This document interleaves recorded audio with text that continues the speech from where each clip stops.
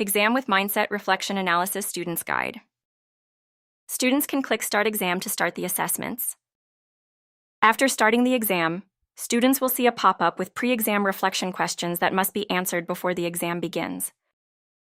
After completing the answers, click Submit and Start Exam to begin the assessment. After completing the exam, post-exam reflection question will appear which students need to answer and submit. Click on Continue button to proceed to the solutions review. Click Why I Missed This to review the explanation for your incorrect answer. After that, students can select the reasons why a question was answered incorrectly or left unanswered. Click and Save Reflection button to submit the response and continue. Click on Exam Mindset Insight to review reflections and understand exam-taking habits. This screen shows the pre-exam and post-exam mindset reflection questions and the students' responses.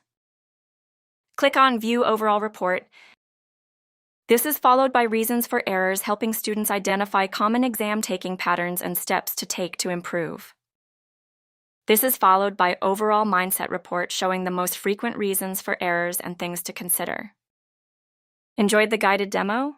Learn more about our features in testpress.tech.